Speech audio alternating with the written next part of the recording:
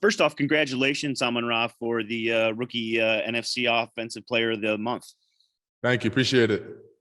And I'm just curious, what do you attribute the most as kind of what we've seen over the last month?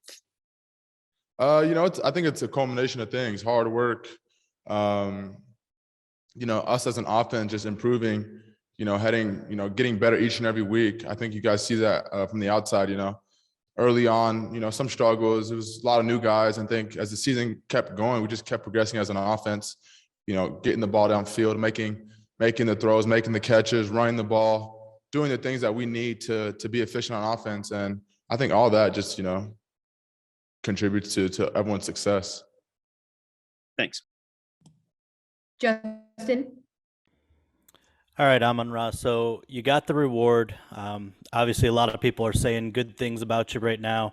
So how do you keep the ego in check at this point? Like, how do you stay humble, and what is, I guess, maybe the root of your process in that regard? Yeah, for me, consistency is my biggest goal. That's what wins in this league is consistency. So my goal moving forward is just to be as consistent as I can each week. I mean, no matter who we're playing, be that same guy. And those 16 receivers that went before me, that's something that I'll never forget. Whenever I feel like I've done good, or I see something about me that's good, I just remember those 16 receivers and how I felt that day or those days leading up to the draft. It was a feeling that I'll never forget. So those two things right there is what keeps me motivated. I know we asked you, I don't know, a week or two ago about kind of some of the areas in your game you were still working on, and one of the things you mentioned was the yak, right? Your position coach, his big thing for you was coverage identification. He wants you to get sharper there. Where do you see yourself in your development there in terms of reading coverages, knowing how to counter with what routes and positioning and timing? How have you seen your growth there, and how far do you think you need to go still? Coverage identification, it's definitely something that, it takes practice, it takes time. I mean, you can get so many different looks nowadays. I mean, defenses, they have all these exotic looks. You don't know what you're getting. So I think just the more you're playing, the more you see it, the quicker you're able to play, the quicker you're able to identify it. So, I mean, the more reps I'm getting, the easier it is for me to identify things. And, our coaches do a great job of teaching it. Quarterbacks, I mean, they make it easy for us. So, I mean, the more I do it, the easier it gets for me. And I think it just comes with repetition.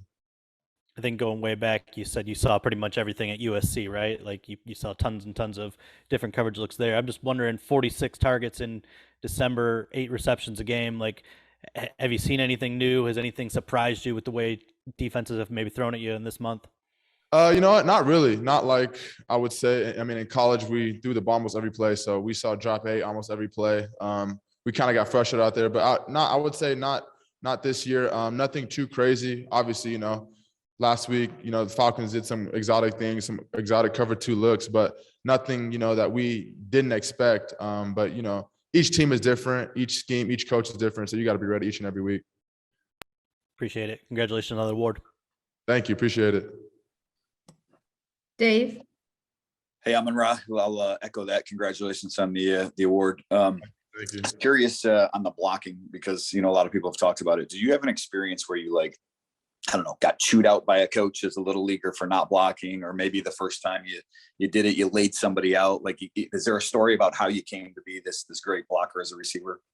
You know what? Not really. I would definitely credit my blocking to my receiver coach in college, Coach Kerry Colbert. He always emphasized how important blocking was.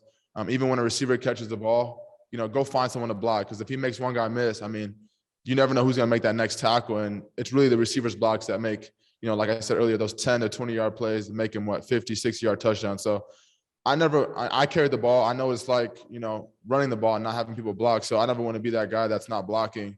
And like I said, I just want to make those 10-yard plays into touchdowns. So help the team win, help everybody.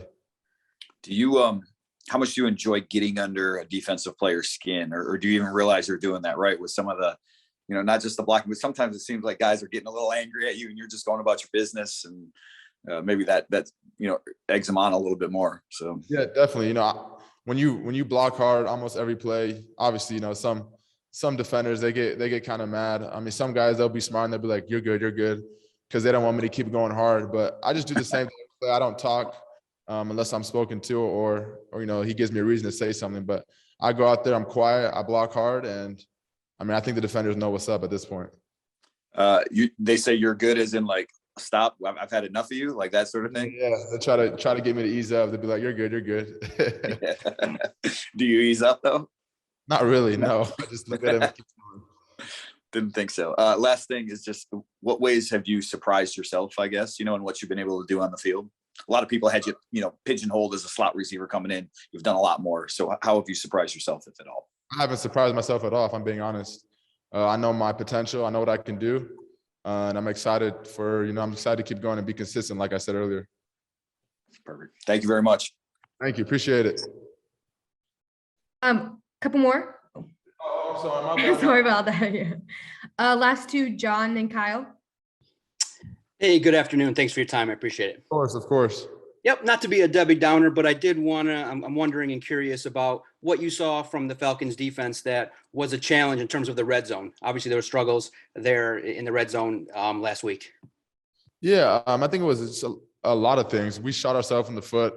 I would say early on, we had a few false starts. I mean, that was throughout the whole game. I think, when you have false starts like that, those 5 yards are huge in a drive. Those really killed us. I mean, route running, I would say, some of our splits weren't perfect. Couple missed throws. I mean, it was a culmination of everything that you would say as an offense you wish you could have had back. But I mean, you can't ask for nothing for much more than a game-winning drive, chance to win it at the end. So, I mean, we had the chance, we just fell short. Appreciate it. Thank you very much. Yeah, of course. Last one, Kyle.